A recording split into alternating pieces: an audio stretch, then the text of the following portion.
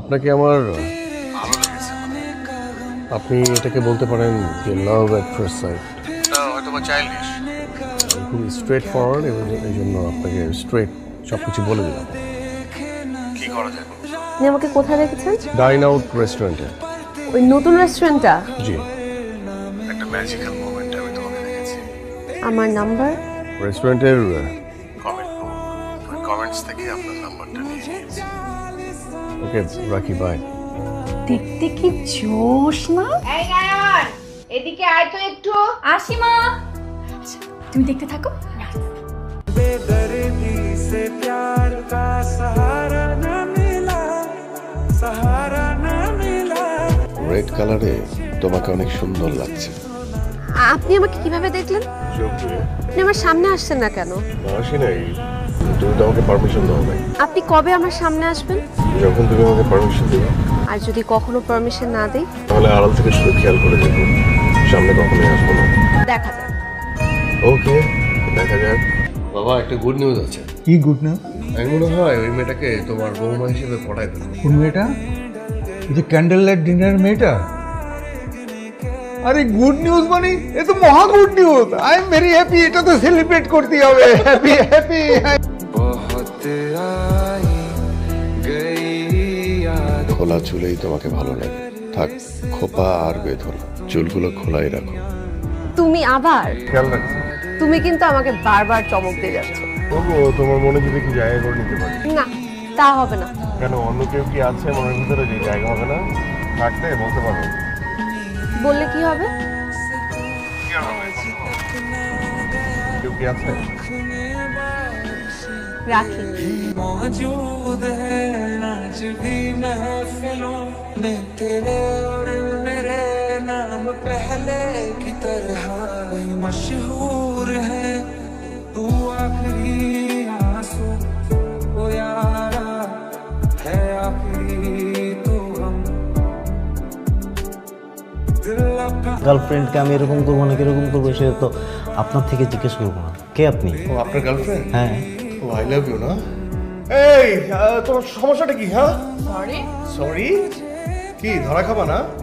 উনি আমার সঙ্গে কথা বলেন। মানে ভাই, আপনি একটু বোঝার চেষ্টা করেন ভাই। এই মানুষটা আমার সাথে রাতে কথা বলে, দিনে কথা বলে, সবসময় আমার সাথে যোগাযোগ আমি আছে। এমন না।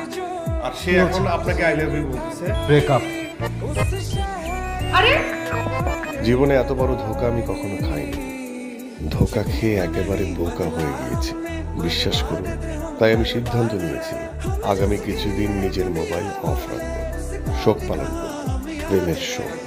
পৃথিবীর সকল নিষ্ঠুর প্রেমিকাদের প্রতি এভাবেই আমার তীব্র নিন্দা এবং ঘৃণা প্রকাশ করব।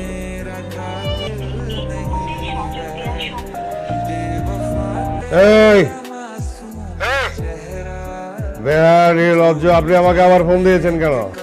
রবিন, কি হচ্ছে এসব? আমাকে আপনি ফোন দিবেন না। আমি এখন আপনাকে গালিগালাজ করব। তুমি কালকে আমার সাথে দেখা করবা। আমি কেন? আপনি শায়ান? ডেফিনেটলি। তো আপনার সঙ্গেই কথা বলেছি না? হ্যাঁ। আপনি তো বুঝতো না। এমনি সরি, আসলে পুরো ব্যাপারটা এরকম ভাবে পেঁচিয়ে যাবে বুঝতে পারিনি। আমি আসি। হ্যাঁ,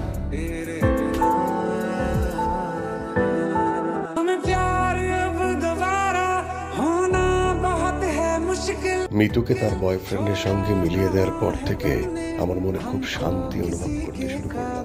কিন্তু সেই শান্তিও বেশিক্ষণ টিকল না, কারণ আমার বারবার সায়ানের কথা মনে পড়তে শুরু করলো। মেয়েটির কথা আমি একবারও ভাবলাম না। সায়ান আমার সাথে যেভাবে কথা বলেছে, আমি নিশ্চিত ও ইমোশনালি আমার সঙ্গে মিশে গেছে।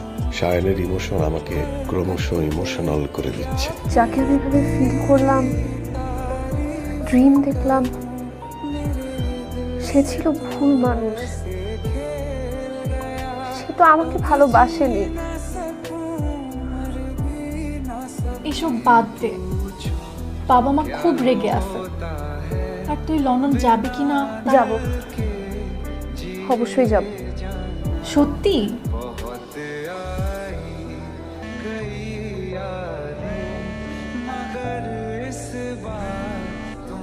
কল তো ধরলই না, উল্টা ঘ্যাচাং করে কেটে দিল। আচ্ছা বলুন তো, এই যদি হয় অবস্থা, তাহলে কি করে ফেরাবো তাকে? কি জানেন না? সত্যি বলতে আমিও জানি না। তুমি কি আমাকে ফলো করছো? প্লিজ আমাকে একটা সুযোগ দাও, আমি তোমার কাছে ফিরতে চাই। কিন্তু তুমি তো আমাকে ভালোবাসোনি। তাছাড়া আমি আগামীকাল লন্ডন চলে যাচ্ছি রাত 8টায় ফ্লাইট। শায়ন প্লিজ আমার কথা শোনো প্লিজ। I said no. হচ্ছে আমার লাভ স্টোরি, আর এই কারণে আমার সুইসাইড করা ছাড়া আর কোনো উপায় নেই। আমি বুঝাতে পারি, ফেরাতে পারিনি। রবিন ভাই সুইসাইডাল ভিডিও লাইভ করছে ফেসবুকে, সুইসাইড করতেছে মানে? তাই আমি চলে যাচ্ছি এই জীবন ছেড়ে অনেক দূরে। আমি গাড়ি ঘুরাবো। ক্ষমা করবে। सनम हम तो सिर्फ तुमसे प्यार कर